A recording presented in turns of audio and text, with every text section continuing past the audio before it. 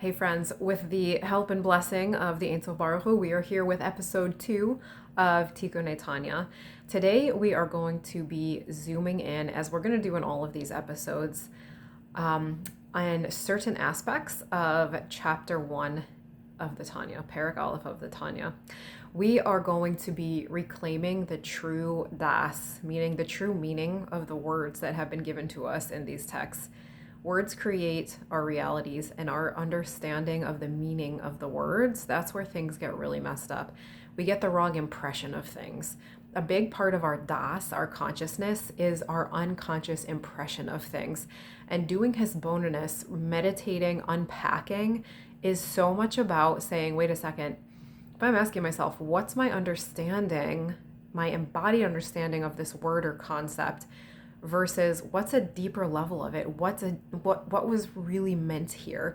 We have really lost the nervous system das meaning of the teachings that we were given by the Alter Rebbe and other tzaddikim, and we've ended up with this culture and that has been built off of these understandings and misunderstandings of what the Torah is telling us, how we're supposed to be doing avoda, how we're actually supposed to be doing our work here, and it goes without saying that it's caused untold harm to untold number of souls, and I'm here to help make a tikkun on that, to make a correction for that. So we're gonna be jumping around. I listen to my Neshama, right? My Bina. The Neshama is Bina. So that divine intellect, that deeper divine intuition, the Bina Yasera that women have. I listen to my Bina and I'm like, what's coming through right now based on the studying that I'm doing? What needs to be transmitted right now? What is it that people are needing to hear? So we're not going to be going word by word in linear order. It's kind of like what concepts are coming up that feel important right now to share with the klal, to share with everybody. So that's what we're going to be doing. So what came up in my studying was at the end of Perek Aleph. I'm going to just show you right here, the very end of Perek Aleph, where the Alter Rebbe is speaking to us about the construct of the Nefesh HaBahamis, our animal soul, our 3D human consciousness that emanates from the lower levels of reality.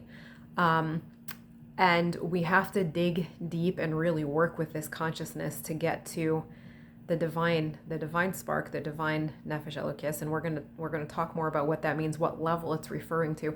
We tend to think of these things as just like personalities.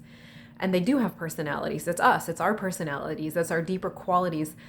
However, it's referring to different levels within ourselves. And we are so multidimensional. We're so multi-layered. And Kabbalah and Hasidus give us a map of our internal worlds, a literal technical map.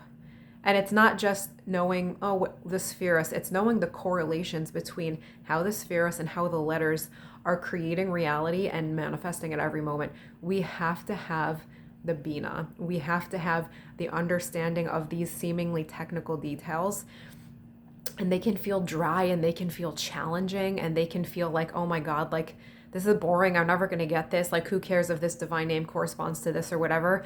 But it's the only way to remember. It's the only way into Geula is to enter into these technical gates and regain our brains. Regaining our mochin is literally the definition of Geula.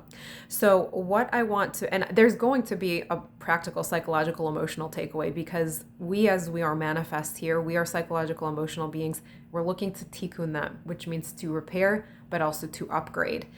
All of reality is about constant upgrades from the low places that we manifested into, while remaining individual beings, all the way back up straight to God, Yashar El. And I'm going to talk about Aleph Lamed El a little bit later in the lesson, all the way back up to our origin identity as the literal Ein Sof Baruch Hu, and reclaiming that and remembering that is Geula, my friends. So I just want to draw from the text really quick what the Alter Rebbe says here that I want to draw attention to. So It's for those of you who are familiar with Tanya, the Alter Rebbe starts to talk about the four elements, which we're going to speak about in another video on Perek Aleph, because they're very important, these elements and what they refer to, the mother letters of creation, which I have on my earrings right here, as spelled out in Sefer Yetzirah, the Shin Aleph Mem Mem, and expounded greatly in our generation by Yera Ha'ari. The importance of that as the primordial divine pattern. And the Alter Rebbe brings it right here in the Tanya, because the Alter Rebbe, in his time, he knew what was up, and he saw the spiritual landscape, and he knew what he had to do to start to make a tikkun, give us the Tanya, which has many, many hidden keys in it when we're going to be ready to grow up.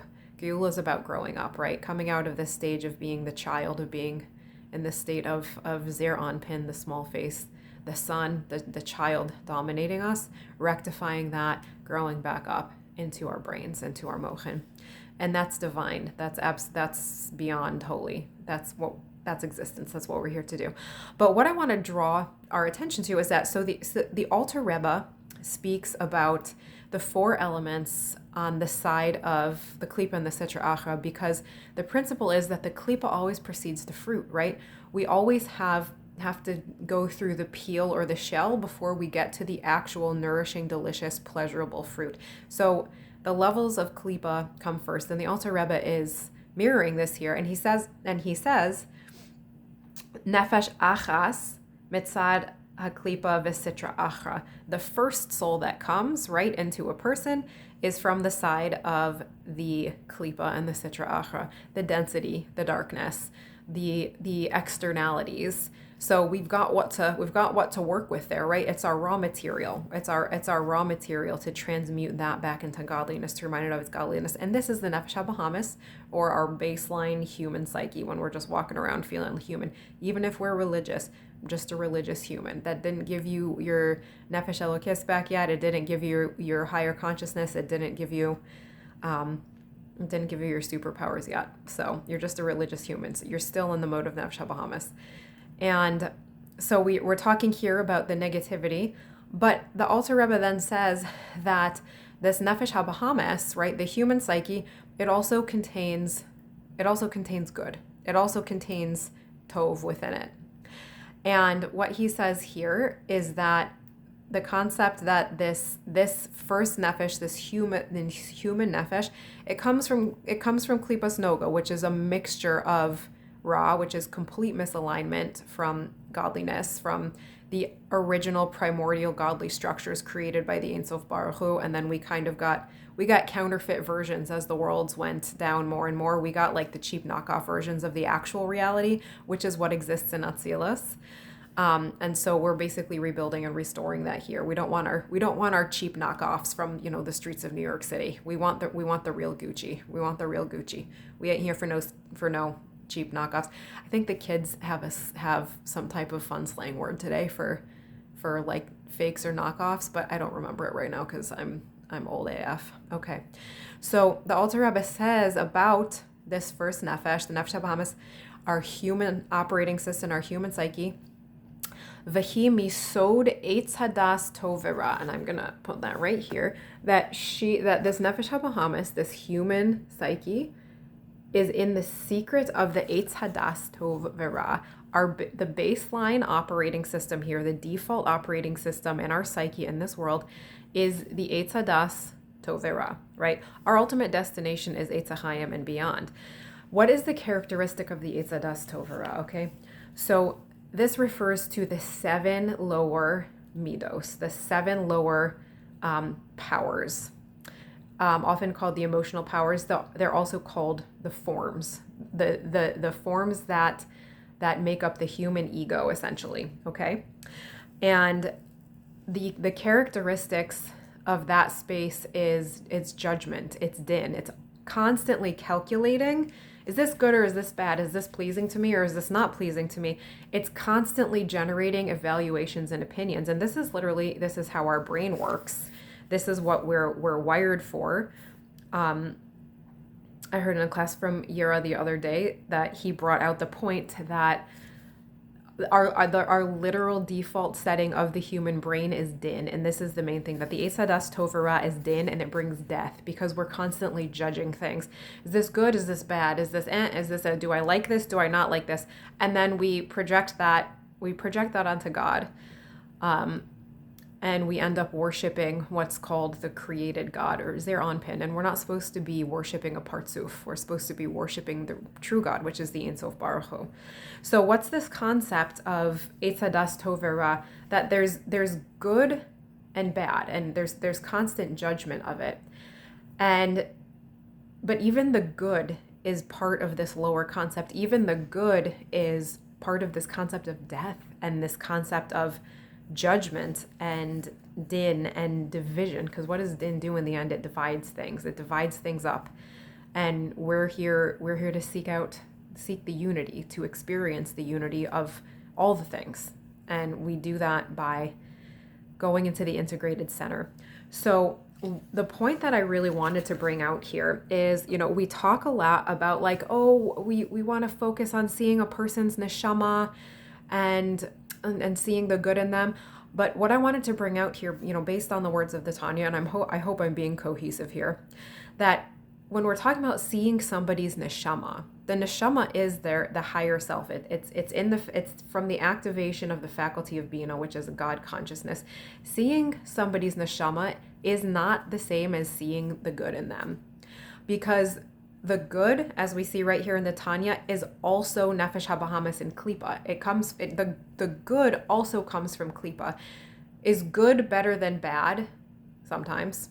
It's all subjective. The Kabbalistic definition of good would be anything that advances and benefits humanity and benefits creation, and sometimes destruction benefits creation.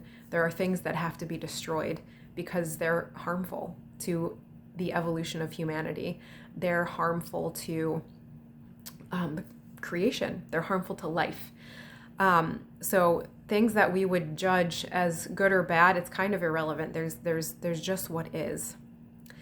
So trying to see the good in somebody is not the same as seeing their neshama, as seeing their soul. And we also see this as many of us have been in the process of tikkun that we call healing, or a healing journey. It's a deep journey of tikkun, and we may have realized that our own goodness, or our impulse to good, was actually a trauma response, was actually coming to ego. Our people pleasing, fear of conflict, fear of stirring the pot, these things that at a kind of a lower, more instinctive, more animalistic level of consciousness, we'd be like, I'm such a good person, I help people. And we're going into it and we're like, oh my God, this is literally all klipa. This is trauma response. This isn't my true authentic self. The neshama is authentic. Not about good or bad. It's authentic. It's above that. It's in the tree of life. So the good that we want to see in people, and we do want to emphasize what's good, but we have to be careful that it's like, what's good is not, what's pleasing to me, right? That's a judgment. That's a subjective judgment. We're here for objective reality. Good is the kavayamin. It's the right column. We want the center column. We want the integrated center column. This is where MS is. Truth is the center column. The integration of the right, which we would generally call tov, right? And the left, which we would generally refer to as negativity, but it's all godliness, and that comes together in the integrated center column. We want the whole picture of a person, right and left, the whole picture of reality, right and left, and we want to step beyond it. We want to step beyond our subjective judgments of it and just see Mibara Ela, who created this, right? Regardless of what my feelings are about it, what my subjective desires are about something, how I feel something should be, to step back and be like, this is what it is. And those moments of neutral observation. And we'll talk in a minute about what to do about undesirable things, because it doesn't mean that like, okay, everything is fine. It's not, but we don't have to come at that from a place of judgment. We can come at that from a place of discernment, okay? And getting to the middle collar, this is what makes us Yisrael, Yashar El. If you break down the letters of Yisrael, Israel, we have Yud, Shin, Resh, Aleph, Lamed. And if you take Yud, Shin, Resh, it's Yashar. Well, actually, in Yisrael, it's a sin, but Yud, Shin, Resh gets Yashar, and then Aleph, Lamed is El, straight to God. In that center column, when we can integrate both sides of reality, both sides of people, both sides of ourselves, that's where that shadow work comes in, right? And Al, Aleph, Lamed can also refer to Keter, the sphere of Keter, the highest sphere before we get into the Ein Sof Baruch Hu itself, the true God. Because when we map out the letters onto the spheros, the front of Keter is Aleph and the back of Keter is Lamed. So Yashar El is also straight up the tree to Keter, which brings us ultimately into contact with the true God, with remembrance of the true selves, which is the Ein Sof Baruch Hu. So when we do that, when we're integrating both sides, we're staying centered in truth, in MS, right? We go beyond the tree to the true God, the Ein Sof Baruch Hu. So true godliness is seeing the divinity of the whole picture, the whole structure of a person, the whole structure of reality, right and left, right? So godly doesn't mean good. It means the totality of all of these things that we would judge as good or bad. It's just what is. Whew, let's take a breath and sit with that, because that can be a lot, okay? Because I even automatically feel the parts of me going, but what about the things that are bad and the things that hurt and the things that I don't like? That's when we step out of the lower, right? The Eitz Hadas, Tov Ra, and we're coming up into being. It doesn't mean we're dissociating. Doesn't mean we're dissociating and going into our heads. I can stay with the feeling, and I can bring online the Ima Ilah, the supernal mother. And I can go into objectivity. I can go into a place that's beyond the turmoil and the chaos that's going on down here. And that's where we access the Neshama. The Neshama is in the Bina. The Neshama is in the Bina. That's where Neshama is. And this is where we enter the space of discernment as opposed to judgment, right? Because it's objective, right? It's objective and it's not personal. And so if we're dealing with a situation where there are things happening that need to be corrected or taken care of, when we're in just the lower seven, we're in the emotion, we're in the Eitz Hadas Tov Ra, judging this, judging that, all of these things, we're just going to be spewing more of that into reality. But when we come into Bina, we have discernment, we have maturity, we have ripeness, we have the maturity to see the picture in an integrated way and to make our decisions with discernment, not from the impulses. The lower seven are driven by impulses when the Bina, when the mother is not present, directing things with the influence of Abba, the Father, which is that supernal wisdom flowing in and changing how we see and feel reality, and therefore how we choose to act, the levels that we're drawing from and the choices that we make in our thought, speech, and action. I have some notes. Sorry, I have some notes here. So getting to the objective aspects of ourselves and our reality, right? Not the subjective feelings or projections or anything, but just the objective aspects of ourselves and reality, where we can step up into the Ima Ilah, into the mother, into the Bina, into the Neshama. This is Kedusha. Objective reality is what the Ein Sof Baruch Hu is manifesting right now. The decisions that have been made by God based on our input and output into reality, what manifests, that is God. That is God. Now we interact with that and we say, okay, I participated in this manifestation somehow. I don't like it. I would like this to change. Whether it's, whatever level of us it is, that's like, I can see that something here needs to shift. So that's where our higher discernment comes in. We kick into that Bina. We go deeper if we need help. To hear that voice of our Bina, we ask friends, we ask mentors. Be discerning, though, about who you're talking to, especially if you're trying to get to higher levels. Be discerning. But in this discernment, our Bina, our Neshama, guides us in how to interact in a higher way with what's manifesting, how to interact in a higher way with, what God has manifested, what the Ein Sof Baruch Hu has manifested, based on the input into reality of our choices, right? Because we are here to tend to reality. We are here to use the 22 letters of creation and our thought, speech, and action to create beautiful, abundant geula things. Okay? And so I hope I brought us from the Eitz Hadas Tov V'Ra into the Eitz HaChaim a little bit. That's geula, right? So I hope you guys all enjoyed this. There's a lot here, so sit with it, and I'm looking forward to seeing you next time.